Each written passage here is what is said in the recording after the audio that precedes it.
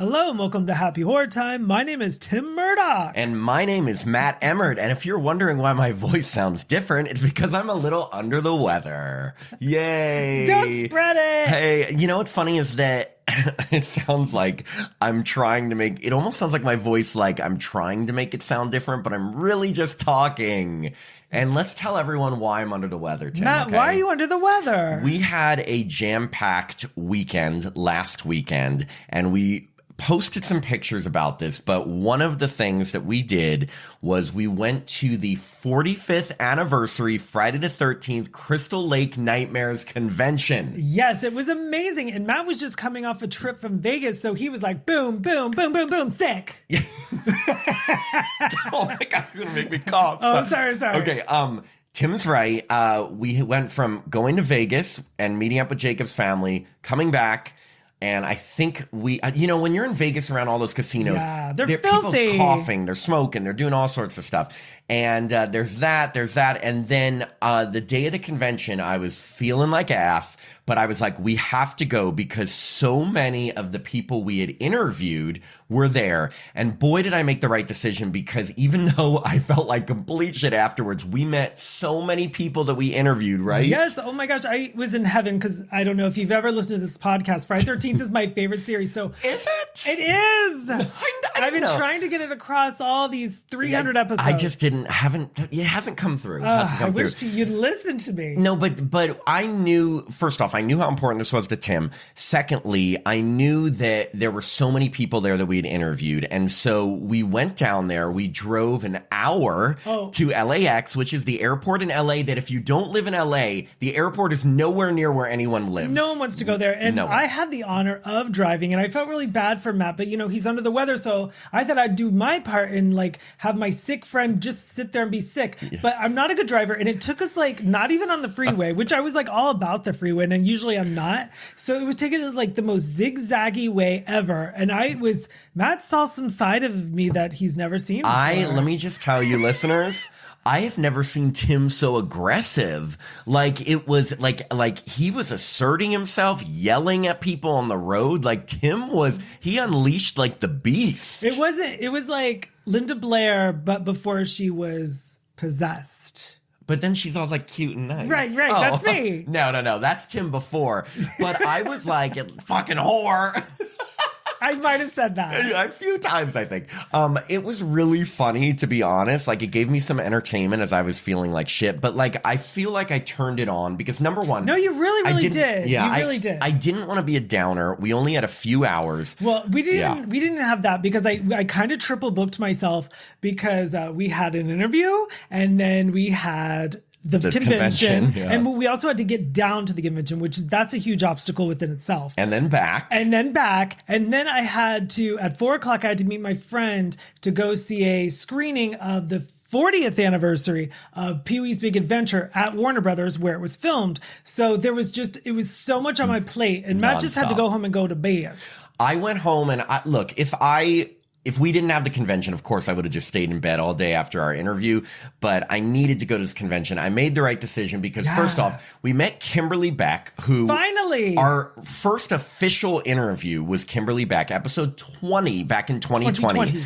And she is amazing. We've stayed in touch with her since that interview. And to be able to finally meet her in person, she was the sweetest. We saw Robbie Morgan, who literally could be one of our family members. Oh my gosh. We bonded with her, but you never really know someone. I mean, yes, there's Zoom, sure.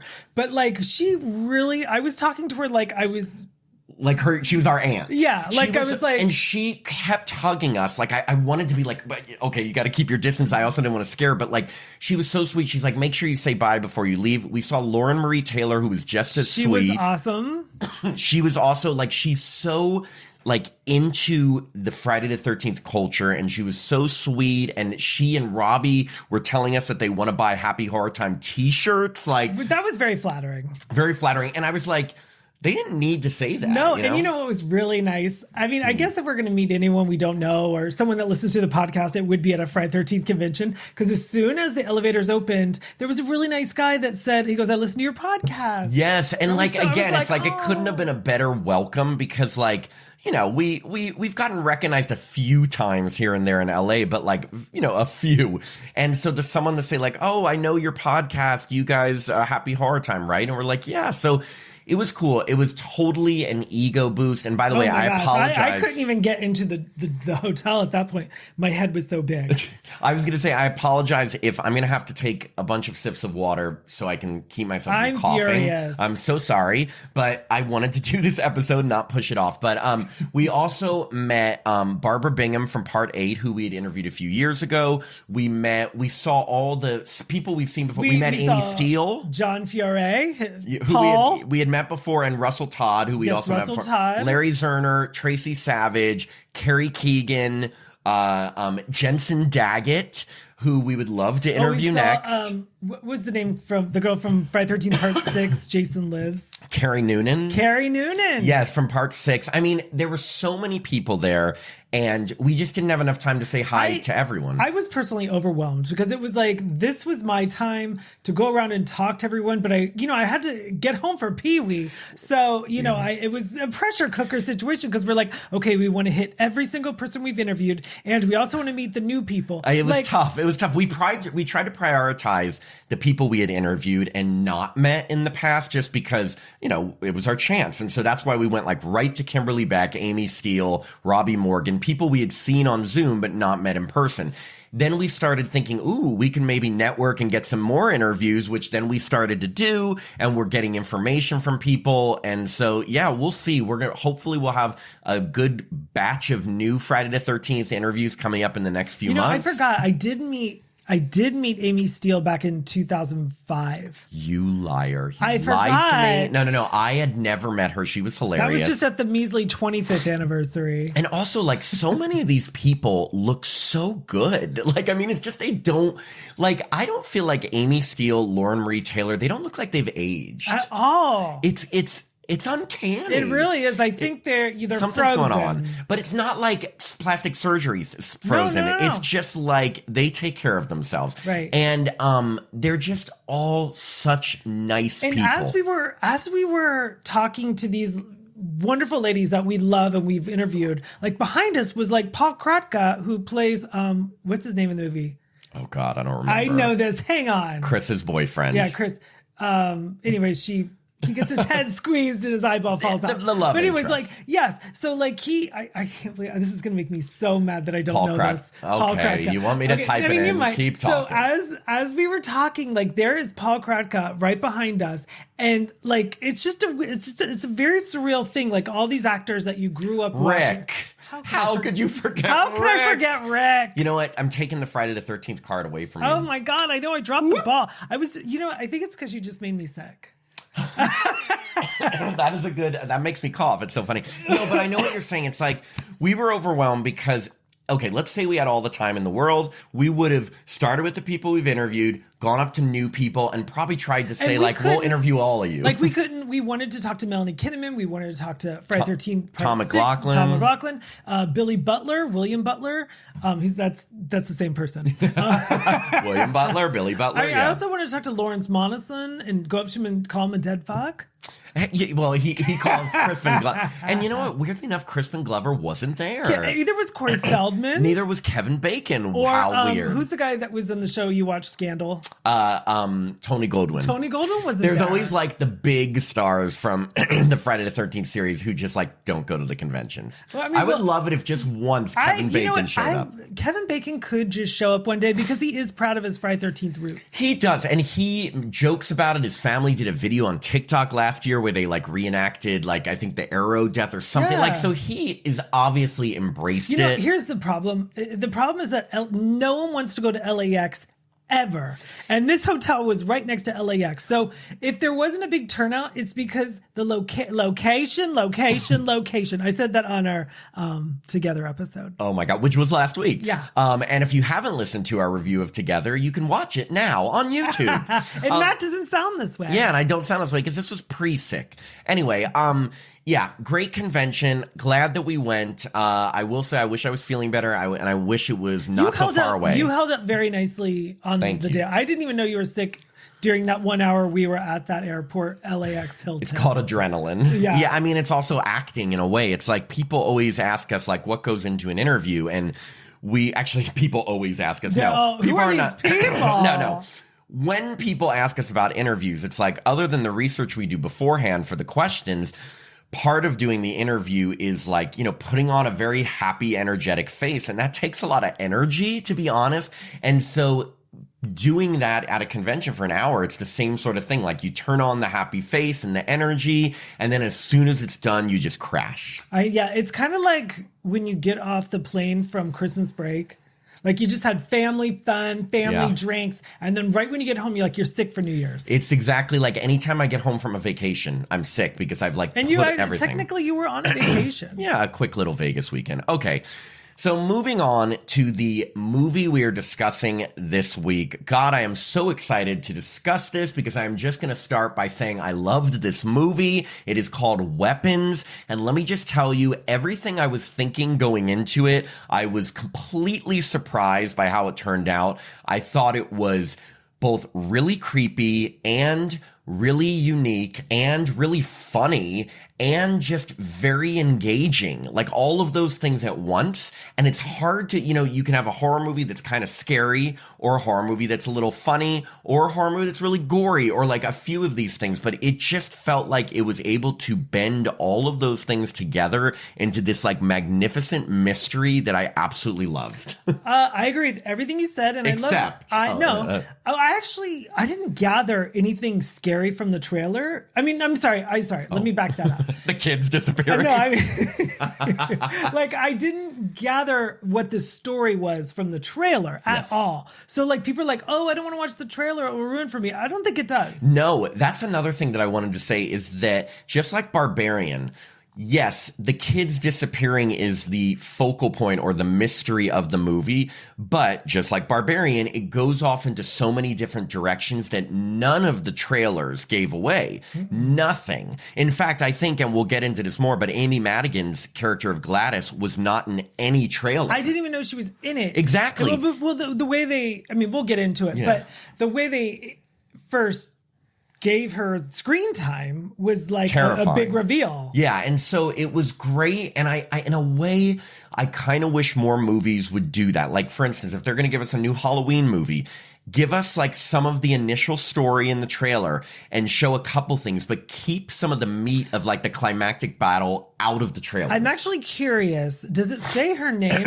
on like, does it say Amy Madigan? Like, does it ruin it? I think it does, but it doesn't. You don't know. Like, she's never been talked about in the marketing. It's all been about Julia Garner and Josh Brolin and Benedict Wong and Alden Ehrenreich. Isn't it interesting? It's the #1 movie right now, and it's like these three are usually not the stars that open films. I mean, you know what I mean? This is so awesome because it's a story-driven original. It's not a sequel. It's not a reboot. It's something brand new and original. It's original horror. And Julia Garner, I will say, first off, I love Julia Garner. I've loved her since Ozark. She's incredible as an actress. She's had hits and not as big a hits. Like Wolfman was not a hit.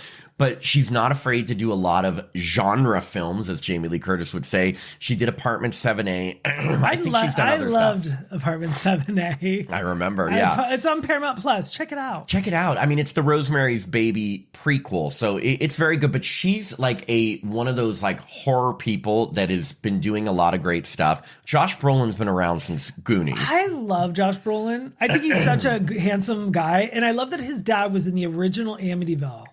Yes. And his tidy whities. And don't forget, he's married to Barbara Streisand. I don't think anyone cares about that. Who sings People. And Don't Rain on My Parade. I actually think he's still cool today. Like when he does interviews, like he's not hoity-toity. Who, James Brolin? Yeah. Or Josh Brolin? Or both? Both. Does Josh Brolin have kids, and does he have a J? I think he was married to Diane Lane for like a minute, and they might have had children. I think he probably had. He has. Oh no. It doesn't look like... Oh, wait, 4 children, including Eden Brolin. He should have a J in there, like Jim Brolin. So it's... No, James is Jim. So James Brolin, Josh Brolin, and Jax Brolin. Or Jason. Jason? Anyway, so let's jump into weapons because we were just so excited about this movie and just so pleased by it. And I think the marketing was great because it was so creepy. I totally agree with you. And I actually want to see it again. As we're just about to start talking about it, I was like, maybe there was something I missed. Oh, there's tons of stuff, little things that I didn't miss. And I mean, that I did miss because like you're fixated on different things. And the funny thing is the creepy scenes were really creepy and the funny scenes were really funny. And I will say there were parts when I was like, is this getting too funny? But then I remembered that like, life is never all one thing, like you go through different moments and things during the day. Like something funny will happen and then something scary, and sometimes something awful happens and then something funny happens. So I was like, actually it's not. But I will say my only complaint with this was our audience that we saw this with. Well, this has nothing to do with the movie. It's nothing to do with the movie. Our audience was laughing at everything. Now, I get it. A horror movie that has some kind of obscure things, people are going to laugh. But there were times when I was just like, they were laughing and it didn't need to. And it took me out of like some of the scarier parts. They were laughing and I was just like, enough with the laughter. Well, no, they really got into it, which I like. I do like an audience that gets into it, but like inappropriate laughing feels it was a full house, which I love. And do we see it? We saw it the night before it opened. Yes. So it's like we're seeing it like anyone that's there the night before it opens are like diehard really fans. Excited. So we were excited, and apparently a lot of other people were. But as we were sitting there was a point, I totally agree with you, where I was like, has this audience seen a movie before? Yeah, like they'd flash the name of one of the characters, because one cool thing about this movie is that it cycles through different characters' perspectives and their stories and the way they saw what happened, and it all connects. But sometimes it would just like flash someone's name and the audience would be like, ah, ha, ha, ha. I'm like, what's funny about that? I was like, when you put a name like Alex, we're like, hilarious. Oh my God, it's like literally like the first time they had been out in decades. Yeah, since 1990. The pandemic. Yeah. So that was a little annoying. Again, I don't need people to be quiet. I want them to interact with the movie, but like if it's a scary part and people are just laughing, it undercuts it for me. I have been very lucky with all my movie going experiences that I've had great audiences, and I can't really this one's a little rough, but I can't really fault an audience for laughing. No, it's just that like again, and I because I don't have a lot to complain about with this movie because I enjoyed it so much, but the only things that took a little bit of the enjoyment away for me were when I was really spooked by certain parts, and then I'm hearing people laugh, and I'm looking around like, what's funny? Well, I think it's a defense mechanism, and I think I'm guilty of it because I think when you're nervous, you're just going like the nervous laughter. Yeah, that's true. So maybe we were just hearing a lot of nervous laughter. We could have, and then the fact is that a lot of people would rather laugh than like show themselves being terrified or scream. This is what I was doing. Oh God, sniffing your fingers. Oh, a superstar, Molly Shannon. Oh, okay. By the way, she's in Phantom of the Opera. Yeah, her first movie was Phantom of the Opera. That is your Matt, what was her name in it? Meg. Can you spell it? MEG. Okay. Let's get into this movie. So, okay, the initial plot that you just need to know, and it starts with a voiceover of a little girl telling us the story, which I thought was kind of smart because it's like, this is the whole point of the movie. Did we ever see this little girl? No, but she was just telling the story, and basically she says at 2:17 a.m., 17 children from one third grade classroom got out of bed, went downstairs, and ran out of their house into the night with their arms like this, like they're airplanes, really weird. And they just started running and they never returned. And that's what we're left with. And we all know this from the marketing. This is the whole point of it. It's on the poster. Yeah, so they got kind of rid of this right at the beginning. So then we get kind of pulled into the story, and the first character they focus on is the teacher of that third grade classroom. Her name was Justine Gandy. Oh, I thought it was Candy. No, Gandy. That whole time I was like, what a fun name for a teacher. Miss Candy? Hey, Miss Candy, can I have a cane? Hey, Candy Cane. Hey, Candy Cane. Oh, my God, I could do that voice now for Joyride. Joyride, yeah. Candy Cane. Ooh, oh, you like that? That's a truck driver. Extra congested voice. Okay, so we get to know a little bit about, she's played by Julia Garner. You might recognize her from Ozark. I said or having Justin Timberlake hair. She really does. In sync Justin Timberlake hair. But like that was her Ozark hair, so I was used to it. I think it was bigger for you because you didn't watch Ozark. No, right? I did. I watched season 1. I gave up on season 2. Even though that like wraps everything up, I'm like, no, I'll just have it hang there. There's 4 seasons. There's 4? Yeah, it's okay, great. So loved maybe Ozark. I watched 1 and 2. Loved Ozark. Okay, so Ms. Gandy, only one student from her class shows up on the day that they all went missing, named Alex. And so we find out that obviously the police talked a ton to Alex and a ton to Justine, the teacher, because they're like, why would only your students disappear? What's going on? And the sad thing is that you kind of feel for her because the whole town thinks she's responsible. And to be honest, I would too. I mean, like, you just can't have 17 kids disappear in the middle of the night at 2:17 from one class. From one class, except for one little boy and one teacher. Like, you would think that my first thought was like, oh, the teacher told them to do exactly. This. And the thing is, so the reason why I felt sympathetic, but then I was trying to, not that I'm a parent, but I was trying to put my mind in the mindset of the parents.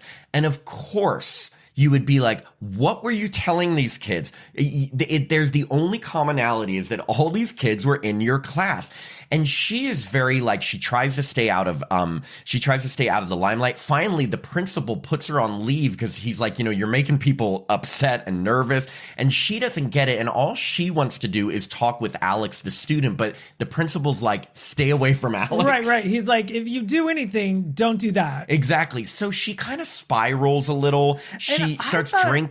I actually didn't know that she had prior drinking issues. So like when she walks into the store and gets buys full on. Yeah, I was like, okay, well maybe, because I know that like people use that to cope, but they're not like a full blown alcoholic. So when I think I knew she was spiraling when she was chugging from. Oh yeah, that's a lot. She was chugging from the bottle. What sucks is they have a really spooky scene where someone is approaching her house, and you're like, is this something related to the missing kids? Well, don't they bang on the door? Yes, they bang on the door to scare her, and then they spray paint witch on her car. Now that was a little much, but at the same time, like people are grieving. Well, and then she was trying to wash it off, and I was like, none of it's coming off. And then she just decides to drive around with it. But why did she not? Come on. I think at that point it's not like everyone knew who she was in this town and knew what happened. So she's like, what am I hiding? When she was doing her detective work and like trying to watch Alex go in and out of the school and like go to his house,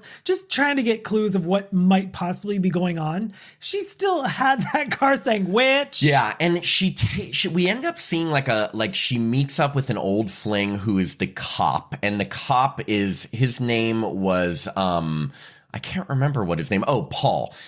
She meets up with Paul, who's married, but still has like an affair with her and sleeps with her. And it's just a bad situation for her. So she's spiraling a little. Right. And so not that this is such a subplot, no one cares, but like he's clearly has cheated on her in the past with this teacher, I'm assuming. Yes. This is like his go-to cheating. Right. Go-to cheating. Go-to cheat. Go-to cheat. Like, and it's June Diane Raphael. She's super, super funny. She has a podcast called Bitch Sesh. She's guest starred. She's very plays funny. Paul's wife. And there is a funny scene. It has nothing to do with the plot, but where she confronts Julia Garner in a store and pours liquor all over her. I thought she was going to light her on fire. Me too. I thought it was going to be one of these. But then I was like, okay, that movie would have gone cray-cray. Right. I mean, she knew. This movie, you didn't know where it was going. Didn't. But let's get back to the creepy part. So first off, because that was kind of like the funny part. Julia Garner is also having nightmares, which a teacher who lost all these students would, where she's appearing in her class and all the students have their heads down except for Alex, who like raises it up. But then there was one part that literally scared the shit out of me because she leans back in her bed and she sees, and I'm not going to say what it is yet till at that point, it looked to me like some evil clown. Did it not? And it did. And I was kind of like, oh, I don't want another clown movie. That's because what I thought. There's it. And I feel like there's more. Oh, Terrifier. Oh my God, of course. But the way they film, and this I give to Zach Cregger, the director, writer who did Barbarian, the way they film her laying back and see the image of this creepy, clownish looking figure with red hair on her ceiling for just a second, like smiling at her, scared the shit out of me. Like that and the music cue together scared the shit out of me. Well, actually, I thought there's a very similar dream sequence with Josh Brolin. I actually jumped. That one was a little more freaky to me. I don't know why. So no. So almost done with so Julia Garner's part. Then there's another thing is she is following this student Alice because she's just like, why was he the only one that showed up? Is everything okay? She follows him to his home. She sees that his home, all of the windows are covered with newspaper. Not a good sign. Right. Tim. That's not a good sign. And like it looks like there's been like a lot of newspapers there. No one is like mowing the lawn. Nothing. She is able to peek in and she sees, and it's so creepily done. Creepy. To Alex's parents sitting there just like this, completely still in the dark, staring at nothing. And it freaks her out. But she still decides to do like detective work, and she ends up like sitting in her car outside. So she falls asleep in her car. Well, she wouldn't have fallen asleep, but she kept putting alcohol into her little like sippy cup. And she is drunk, passed out. And in a scene which might be the creepiest scene in this movie, we see from far, and again, the camera angles in this movie are so well done. The front door of Alex's house open, a woman with messed up blonde hair come outside holding a pair of scissors and start running toward her car. I thought it was a knife. I got the chills. Sneaks into the back seat of her car, sneaks up behind her and cuts a piece of her hair off. Where the audience went nuts is when they heard the door open. Oh my God, the audience, that was like, I'm getting the chills thinking about this because the audience reacted appropriate at that time. They were all gasping, remember? Yeah, and then kind of I Know What You Did Last Summer, 1997, she clips her hair. Yeah, cuts a piece of hair. Now, she could have slit her throat. Right, I was like, well, okay, this movie's not about killing, it's about... Well, I mean, it is, but it isn't. Yeah, it's about other stuff. But, okay, so then we switch to the perspective of Josh Brolin's character. And Josh Brolin's character is named Archer, and he happens to be the dad of one of the missing kids. So we go back to... Actually, his kid's a little shit. Yeah, his kid was a bully, but, you know... He is one of like the angriest parents, especially at Julia Garner. He thinks she's responsible. We find out because we follow him the day that somebody spray painted witch on her car. And guess what? It was him. Because that's going to bring your kid back. Well, back. He was so spacey because like he goes to his job site. They're like, hey, you were supposed to get some green paint. And he's like, you got red. And they're like, hey, you forgot to order this. So clearly, you know, having a missing child takes a lot out of you. Exactly. And he's also having nightmares. And you can see he has some sort of guilt complex. And I got the feeling, I was going to ask what you got the feeling, that he wasn't nice enough to his kid and he was regretting. Like he kept saying, I love you in his nightmare, like he hadn't said it enough to him. Did they, I mean, I did watch the movie. Did they show his wife? Barely. Okay, because I don't remember Josh Brolin's wife at all. I thought I saw her in the house, but I was thinking the same thing, like, why isn't the wife grieving? Unless I missed it and maybe he was a single parent. It's probably because Josh Brolin's a big star. He's a big star. They're like, hey, we can't even get a wife for him. Okay, so he has a nightmare. And he keeps having a nightmare, like seeing his kid fleeing with the hands out and everything. Well, she sits in front of a laptop and watches it over and over and over and over. Yeah, he is trying to study his kid's movements. And he even goes over and tries to watch footage of, and they have a nice little fun cameo. Justin Long from Barbarian is in this movie for about 2 minutes. He plays another parent, and his wife is Sarah Paxton? Yes, Sarah Paxton from Shark Night. And she did the remake of Last House on the Left, 2009, which both, I can't say Shark Night's a disturbing film, but definitely fun. Last House on the Left. Yes, Last House on the Left was disturbing. And it's weird because like those movies, like she's a teenager, so to now see her as a distressed mother, I was like, oh, this is it's life goes on. I guess. Mean, we are at the distressed parents age. Yeah. So they play parents, and Josh Brolin is funny. He like maneuvers his way in to see their footage of their kid, and basically he's trying to figure out where did all the kids go? Did they cross paths? He's really doing his own detective detective work because nobody trusts the cops in this movie.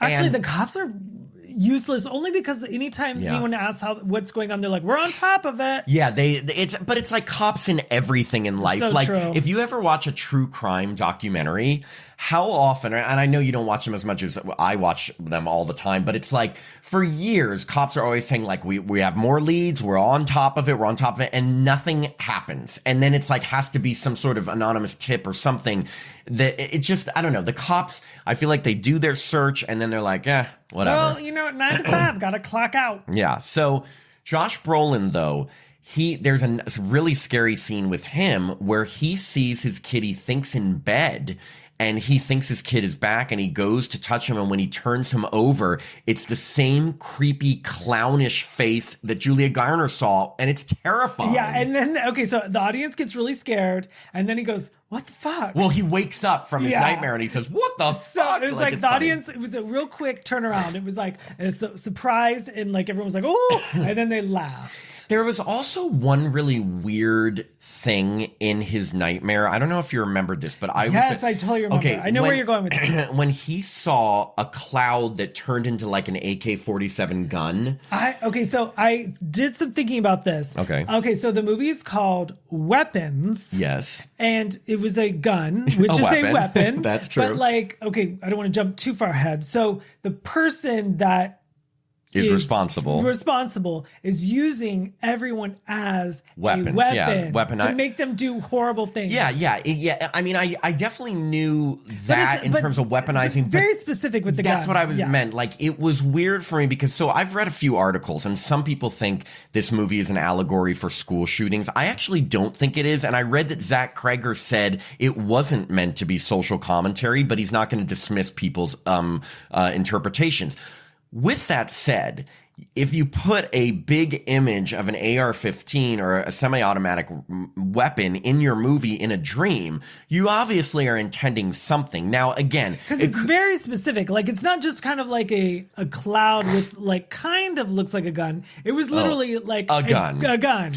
And I get it. It's like maybe that could just be metaphorically saying that like whoever's responsible is using these kids as weapons, but it was very weird that it was that gun. So I think it's really up for interpretation. It was cool because like he was running and then it ran right into like his house with the door open, right? Or someone's house. Well, that's when he found his kid. Okay, but it was his house. So he was running out of his house into his house with the door open, right?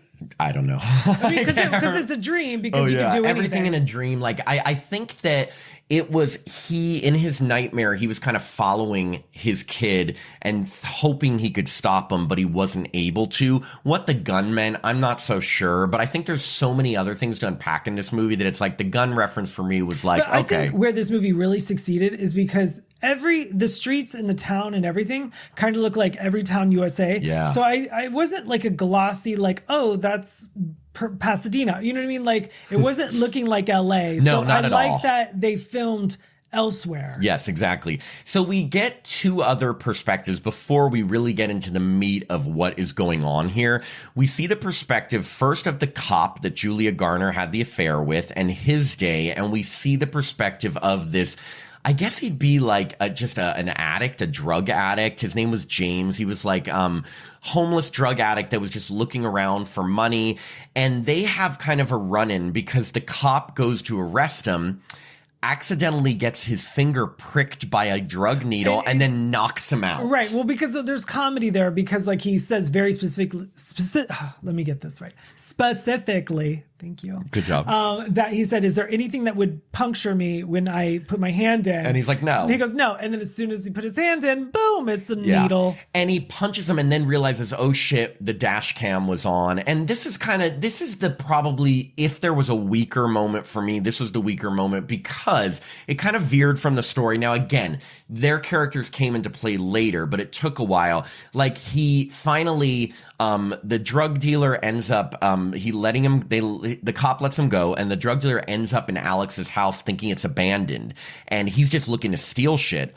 He finds the parents there, catatonic, and then he goes in the basement, and for the first time we see all of the children are just standing there catatonic in this basement. Yeah, and it's kind of cool. And they don't show like a brightly lit basement. No, it's dark. It's kind of like, it's like just enough that he's like, okay, kids are in there. But he realizes, because he's not a hero. He's not like, oh my God, I got to save him. He realizes there's a $50,000 reward, and he wants that money. I think it's so crazy that his motivation to help children was $50,000. Oh, I mean, but everything was money for him because of his situation. Prior to that, he was trying to sell like a $50 iPad. Like he's sad. Yeah, it's sad. But he tries to go to the cop station. But the one thing the cop told him was, do not show up again. Let's forget this ever happened. So when he tries to show up at the cop station, the cop sees him and chases him.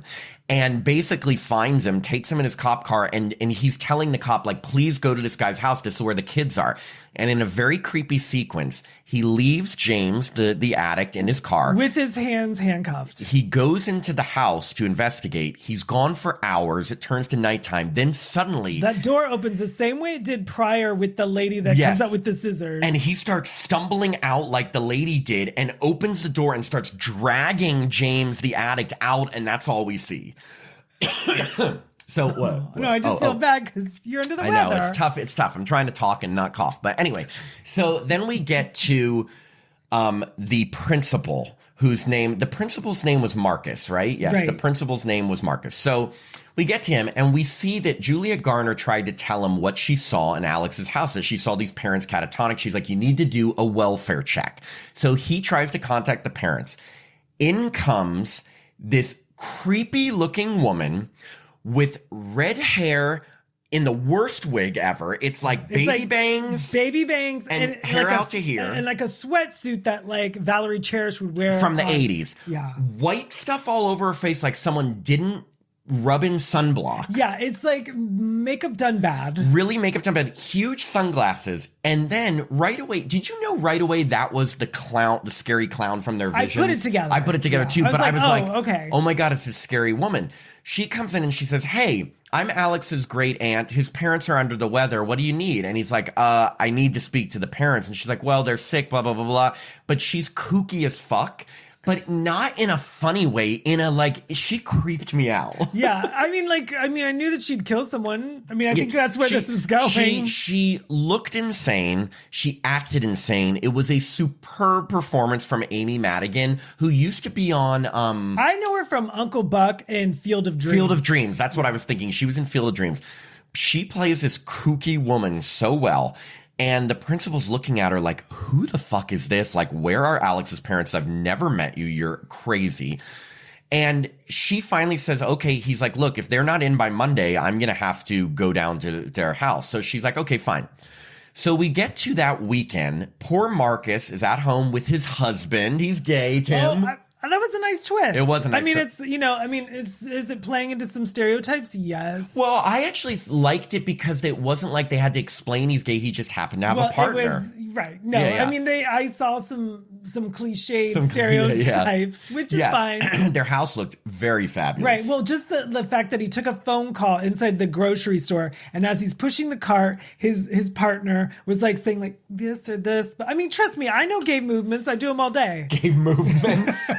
I know a gay movement, Stonewall. 1968. That's too deep. I'm talking like I know. Sashaying. Yeah. Okay. So they're at home on the weekend. They're making food, and Amy Madigan shows up, Gladys, and he's like, what are you doing here? She's like, oh, hey, I just was in the neighborhood. I thought I'd stop by. No, she said she's so thirsty. Oh, yeah. She said, I walked all the way here. I'm so thirsty. And they're like, what are you doing here? Freaked out. She's like, can you get me a bowl of water? They're like, a glass? She's like, no, I need it in a bowl. Right. But the other guy, like his partner was like, he was a little more accommodating because he doesn't deal with crazy parents. But Marcus is sitting there looking at her, what the fuck's going on? Well, then she pulls out this like branch, And we had seen this before because we did see her. We were introduced. Actually, not yet. She pulls out this branch and it has all these like prickly things on it, and she starts twisting a ribbon around it. And it was a ribbon that was in his office. Yes, and Mark is like, looking at it. "What are you doing? What? That's my ribbon." Then she pricks her own hand and it starts bleeding, and she drips blood into like the bowl. And they're like, oh my God, stop. What are you doing? What are you doing? And then she like snaps the twig, and suddenly Marcus is completely hypnotized and turns on his lover and starts attacking him like out of nowhere. So apparently when she does snap the branch, that is when all hell breaks loose and the person becomes her weapon. Basically, she is a witch and is able to weaponize these people, but he, in the most violent way, starts bashing his own husband's head in with his head. And the movie's rated R, obviously. Oh, yes, of course. Okay, because then this is when I knew the movie was rated R, because it goes over and over and over, and like, I'm sure his skull hitting the other guy's skull. Like, how did his skull not bash I don't know. Apparently it's a little stronger because the other guy's face started to turn to mush. Bashed in. And again, as an audience member, you're sitting there in absolute shock. Like, because there was no warning that this was going to happen or how it was going to happen.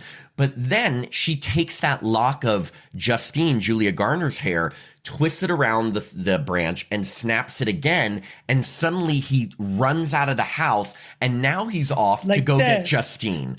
And he's running through. Now, you've seen this in the trailers. His eyes are all fucked up, blood on it. He's running with his hands like this.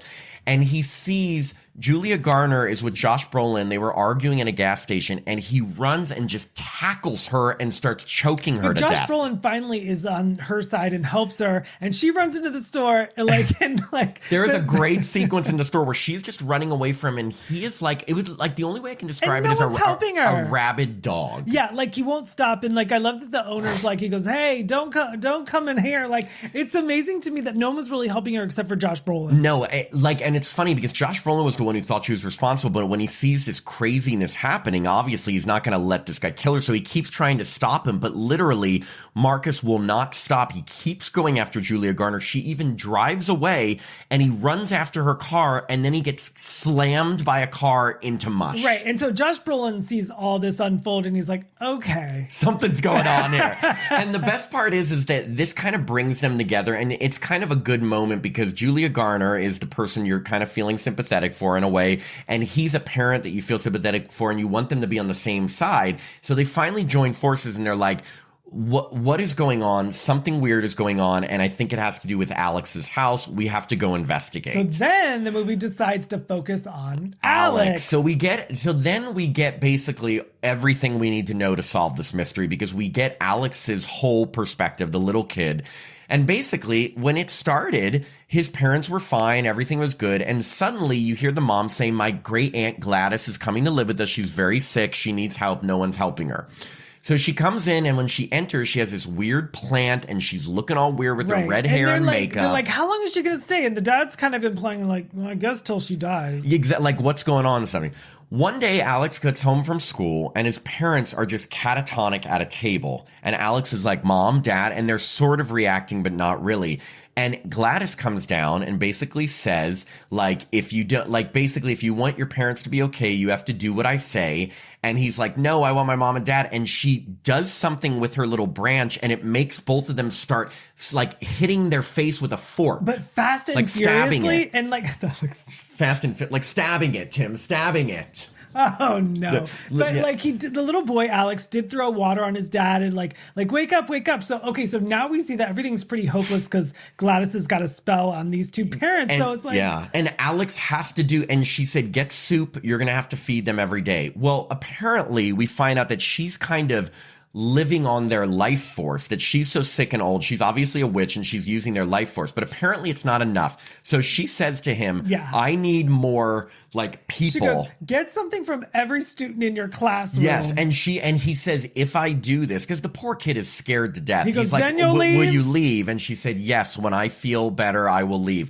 So the day before all the kids went missing, he takes all of their name tags from their little cubbies and gives it to her, and she does one big spell with her blood, and she have to shreds up ask the you. cards. Okay, so the cards that he picks up is the names. Mm-hmm. And like obviously the teacher walks in. Wouldn't she notice? I thought so, too. I was like, wait a second. This is something the teacher probably looks like at every day, and now she's not gonna be like, hey Alex, It's so where's funny you say everyone's that name because tags? I was wondering, like, there's a part when after he takes all the name tags, Julia Garner says, like, Alex, what are you doing in here? And he's like, oh, I didn't want to play. And she's like, are you sure? Da, da, da, da. But she doesn't notice that every single name tag is gone. It's such a minor detail, but I would think that a third grade teacher would really pick up on that. Like, if one or two were gone, no. But all of them, right, like yes. all 17? Unless, like, you know, when your brain is so programmed to think that something's here, something's there, and you don't even, like, you just, you see it that way. I think her focus was on the child, Exactly, Alex. yeah. So. Yeah, so anyway, he brings them home to Gladys, who does some big spell,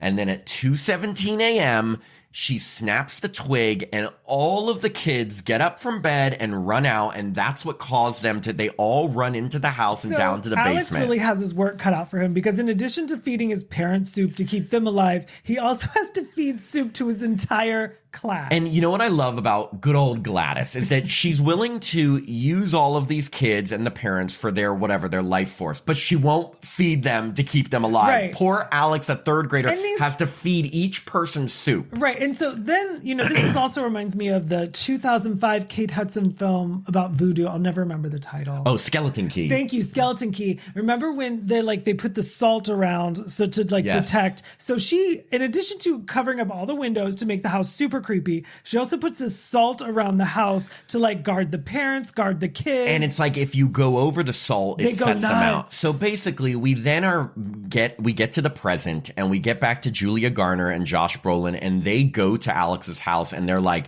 we're coming in, we're going to see what's going on. So as soon as they go in, they see, if you remember the cop and the addict from before, they have both been placed under Gladys's spell. And when Julia Garner and Josh Brolin go in there, they walk over the salt unknowingly, and both the cop and the addict start attacking them like rabid dogs. Oh my gosh, like choking her, punching, like everything. I was going to be really sad if Julia Garner, I almost like Julia Gulia. No, I was going to be really upset if they killed her off, because I was like, this movie could go either way. I was like, maybe this teacher will not make it. I didn't know, because they were getting attacked and choked. And finally, Julia Garner is able to get the cop's gun, and she has to shoot. Remember, this guy she had an affair with. She has to shoot him in the head. There's feelings there. And who shoots? Does she shoot the addict too? I think she did, right? Did Josh Brolin knock him out? I think there was 2 gunshots. He keeps knocking him out, but he kept getting up, and then he knocked him out, and then he got up, and he knocked him out. I think it took the gunshot finally, because literally, when these people are under this spell, they will not stop. It's literally like the Terminator. Yeah. That's the only way I can describe it. And then the little boy stop. triggers, he's like, I'm going to dabble with my parents. So he puts his foot over, and the parents chase him around. And I was like, did it remind you of the 2004 remake, Dawn of the Dead? Remember the parents at the beginning? Yes. Yeah. I mean, I didn't think about it then. That's all I thought about. It's really sad because poor little Alex, brilliantly played by this actor. By the way, the actor, got to call him out because he, Carrie Christopher, young kid, so well done, like great performance for him. The whole cast was great. But yes, he sets off his parents who are like coming after him. So anyway, in a really scary thing, the scary turn of events, Josh Brolin makes his way down the basement, and he sees that all the kids are there, and he's looking for his kid, and suddenly Gladys like pops out at him in a jump scare, and that again scared me. Like, this woman, every time she appeared on screen out of nowhere, scared the shit out of me. They did a really good job with timing, because it's all about timing. Timing was great. Her expressions were great. The makeup was great. But anyway, then Josh Brolin's suddenly under the spell and comes up and starts attacking and choking Julia Garner. So we're like, oh my God, she can't get a break. I was going to be so mad if Julia Garner had to kill Josh Brolin. So she's getting choked out by him. The kid is getting attacked by his parents. But finally, this smart kid grabs his Aunt Gladys's branches and somehow puts, I think, something that You just need a personal effect. So he had Gladys's personal effect. He had something from Gladys. He twisted around the tree branch that I guess she had used on the kids, and he snaps it, and suddenly it awakens all of the kids, and they go after Gladys, and it's great because there's a huge scene where they're chasing after her through people's houses. Did it remind you of Ferris Bueller's Day Off in 1986 when Ferris was running around? You have so many references. I love it. Well, because the movie was a mashup. I mean, Ferris Bueller's Day Off. Remember when he was running to beat? Remember the Jennifer Grey and the mom were driving home, and he was trying to beat them home. But this had obviously these kids wanted to eat someone. This reminded me more of in 28 Days Later or 28 Weeks Later, the opening scene when he's being chased by all of the zombies. Like, these kids are running after Gladys, and as audience members, we couldn't have been happier because it's like, get this witch. Get this witch. Get this witch. So literally, Josh Brolin's choking out Julia Garner. You think she's going to die. The kids finally catch up to Gladys. And Tim, tell everyone what they do to her. Okay, so they're relentless. They're literally jumping and going through people's houses, breaking through windows, which was a nice effect. And I think they did it like 3 or 4 times. Yes. So then Gladys like falls down because she's an older lady. She can't, run forever. She can't outrun 17 little kids that are like going fast. That are under a spell. She falls down in the middle of the yard, and I didn't know where this was going to go, but all the kids go around, and I guess they rip her to shreds. Like literally rip her apart are they to the eating point. her? No, just ripping her apart. Rip her head off, her guts, her everything. I mean, that's why it reminded me of a zombie movie. Because this actually could have been grosser, but it was still effective. It was effective, and it wasn't too gross. Like the way the camera angle shot it, you knew they were ripping her apart, and they literally rip her head off. But they were just tearing her apart. But the best part is as soon as they tear her apart and she's dead, all the spells are right. So the kids, I think, are in shock because Josh Brolin, he's no longer possessed, and the he's kids fine. Are just kind of standing there, covered in blood, just next to the carcass of Gladys. Right. So they're kind of like, okay. So then the little girl that was the voiceover from the beginning of the film, she comes back on and she's like, well, they speak once again. Well, no. She said. She said.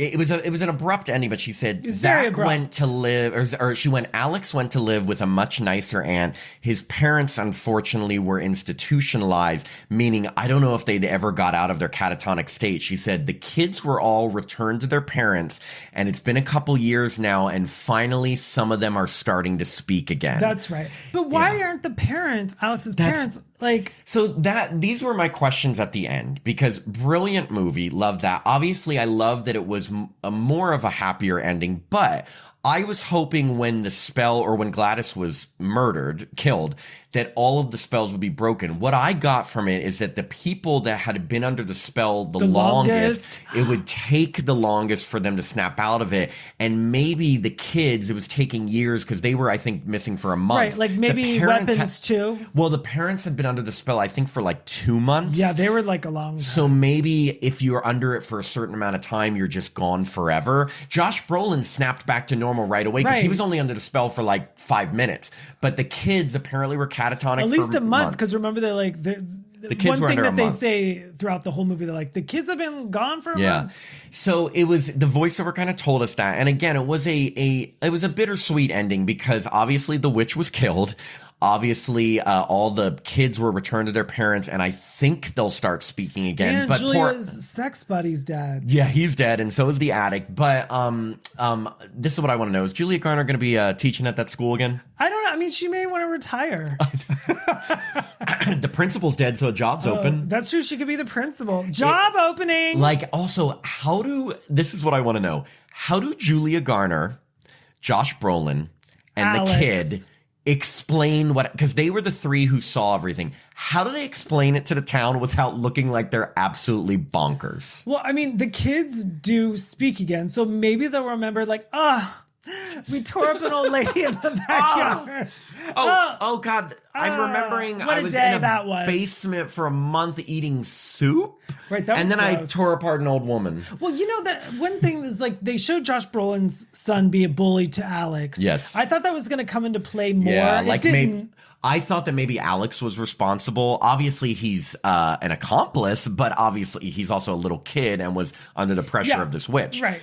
This is what I think, and again, I can't believe I'm even taking this approach of You thinking do of it. logic. But like, if cops ever investigated, they would see the horrifically brutal deaths of like the principal's husband, all the people principal? that witnessed, the principal rabid, the witch, like everything, and they would know that something like supernatural was going on, and they probably would just say like, "Let it go." Matt, who was the sheriff?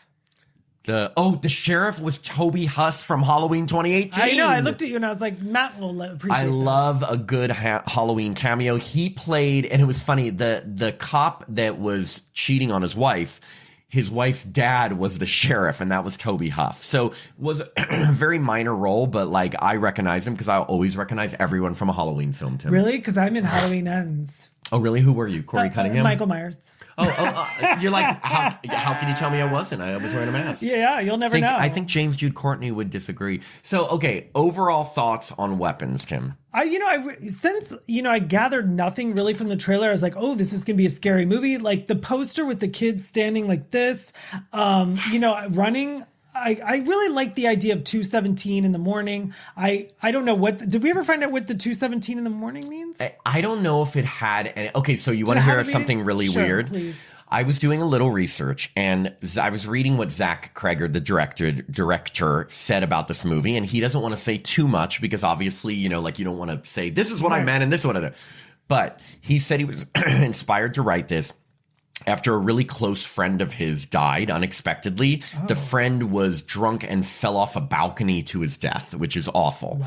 Apparently that happened at 2-something in the night.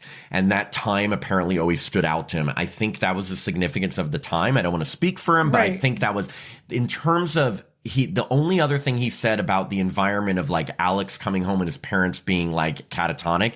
He said he grew up with an alcoholic father. And when alcoholism took him over, it was like he was in a trance all the time. So he understood what it was like to like come home and not feel safe and like your home situation had been taken over. I only asked you about 2:17. Yeah.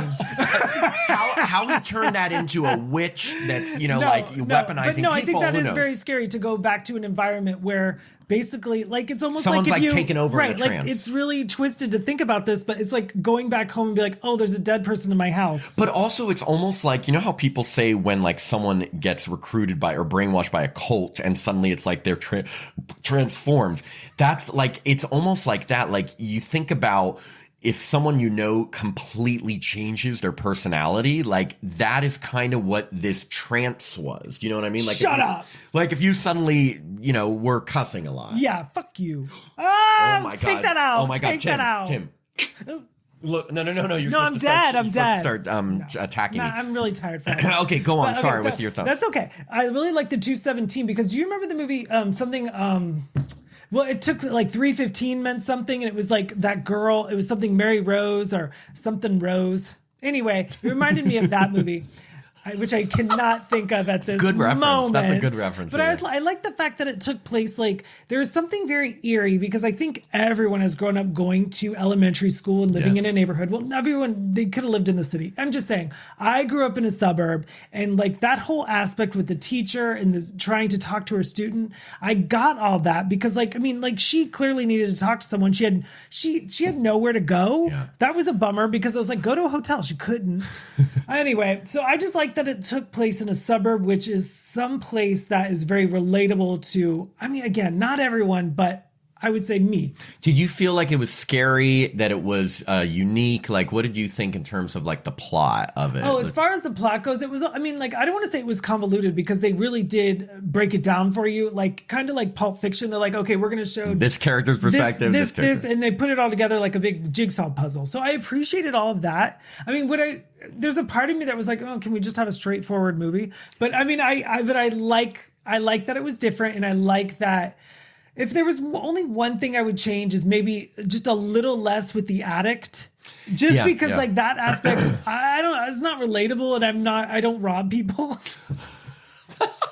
Good to know. Good to know. I don't go in people's homes and try to sell their stuff away all the time. No, I'm not that I'm trying to relate to everything I see on screen, but I just thought that aspect, not all the comedy landed for me personally as far as the addict goes. You know, no, I can see that. I just thought this was a brilliant movie, and I'll tell you all the reasons why. Because I just really loved the storytelling. I actually really loved how they did highlight different characters because they made their stories intersect in some way, and because they, you know what I hate about horror movies that like have some weird mystery when they don't explain anything. Or it's just like, it's grief. And yeah, exactly. And this one explained everything, but they worked up to it.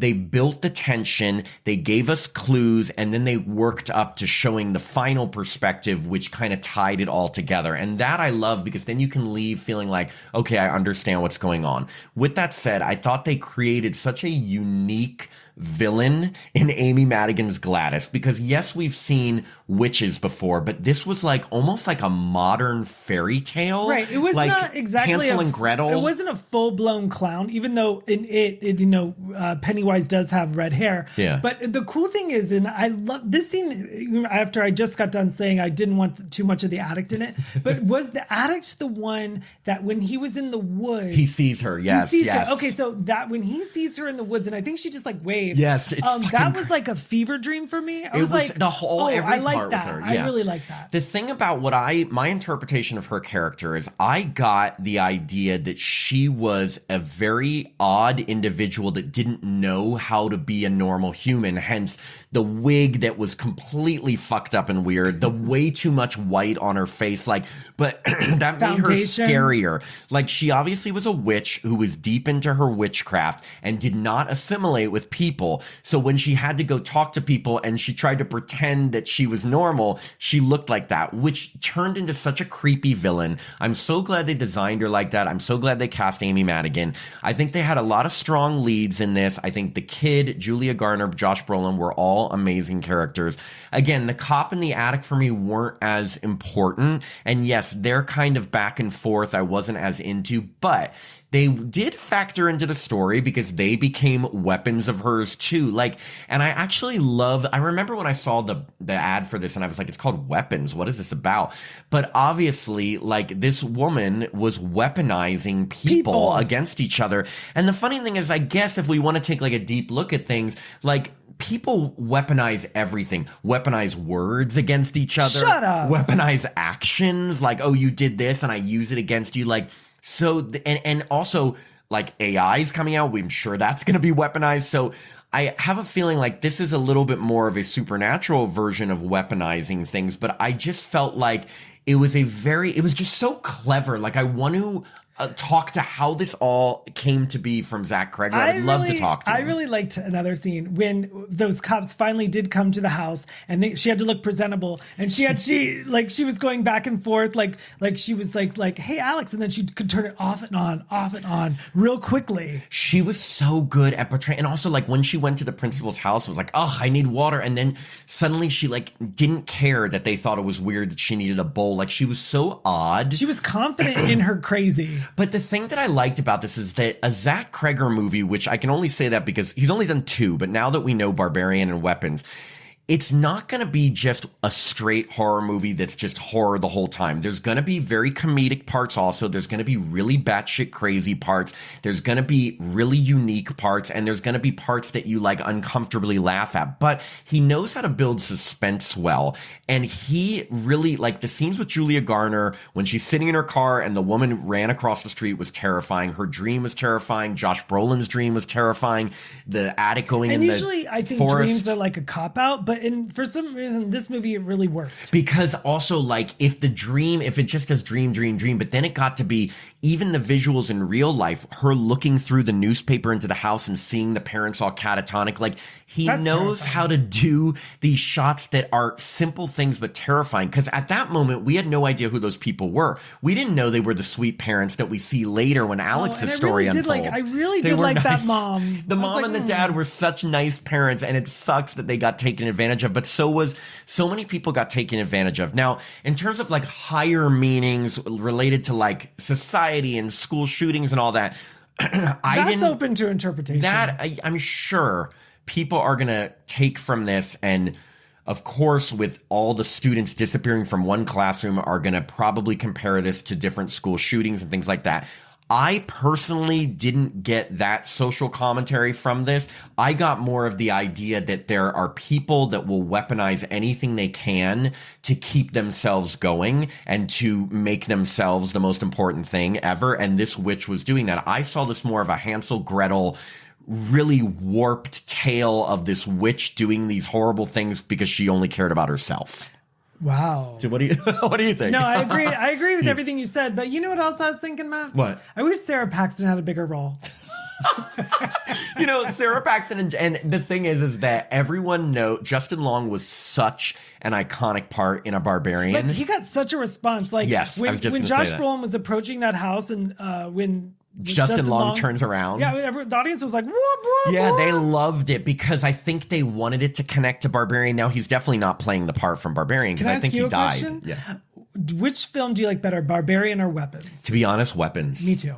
And this is shocking because I know a lot. I really liked Barbarian, but I didn't love it. I really loved Weapons. I want to see it again. Like Barbarian, I'd like to see again at some point. I think the first act and second act of Barbarians was really cool. Yeah. The third act, I was kind of like, what's this maze? I was like, and the mom with the huge boobs. I was like, okay. Yeah. I really liked Barbarian. I thought it was very unique, especially like just out of nowhere. I had no idea what it was going to be about. But I did like it. But Weapons creeped me out so much. And it was such a satisfying story that, again, like I told you, I'm so glad he explained it. He didn't have to. But the good thing is also, he didn't go into too much detail. We never found out where Gladys was from, how she became a witch, what witchcraft she was practicing, because we didn't need that. They might, obviously. A prequel? Movies like to make money. So I'm sure the studio will be like, hey, show us where Gladys is from. Yes, but a filmmaker like Zach Cregger, I feel like people think he's so unique that they want to just see every new idea of his. Like, I don't think they see him as let's just keep doing sequels. The studio might use a weapon. They might weaponize him. But what if they bring in Amy Madigan? She goes, and Zach Cregger's like, okay, 25 more weapons. He goes, oh my God, Uncle Buck's here. And he's... I will say that just to be obnoxious, when we got out of the theater and we're walking to our car, I walked across the street like this just because I'm that guy. I would think that you were that guy, but I do have TikTok and a lot of people are running out of the theater to their car. Yeah, so you're not original. So I'm not original. No. I mean, like, the thing is like, and to be honest, like, part of me was considering, like, do I want to be Gladys for Halloween? Like, it's such a ridiculous costume because, like, if I could get a wig like that and white all over the face. She had horrible bangs. Horrible baby bangs, and the hair was like out to here. It looked like a really exaggerated Kathy Griffin. Like, you know when they show those Kathy Griffin? I said that. You did. And I'm gonna give you credit. I was gonna give you. Tim told me that she reminded me of Kathy Griffin, but for me, it's like when the paparazzi gets those pictures that she doesn't want used. Unflattering. And like unflattering pictures where she like doesn't have makeup on or something. Like, it did have a Kathy Griffin look. Well, I mean, how many redheads in society do we really know? Kooky redheads. Yeah. Lucille Ball and Miranda on Sex and the City. She's not kooky. Kooky. Yeah. I mean, they made her a little kooky. They did. Anyway, go see Weapons if you haven't already. Even if you've watched this episode and we've spoiled it for you, as we spoil everything because that's what we do.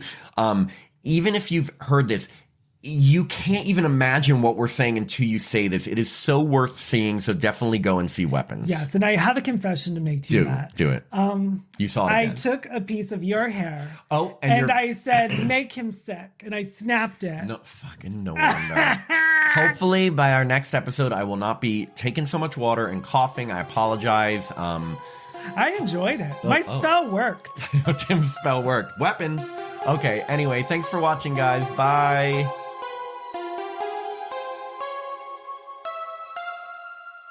Thanks for listening to another episode of Happy Horror Time. If you'd like to support the podcast, please sign up to be a patron at www.patreon.com/happyhorrortime. As a patron, you get access to all our bonus content, which now includes 2 new bonus episodes every month, a monthly after-show mini episode, access to our Discord community so you can chat with us directly, and the chance to review a film with us in one of our bonus episodes. Patrons also get all our regular episodes ad-free and a day early, our monthly newsletter, the chance to vote in polls, and autographed Happy Horror Time stickers. I'm Matt Emmert. And I'm Tim Murdoch. And we hope you have a happy horror time.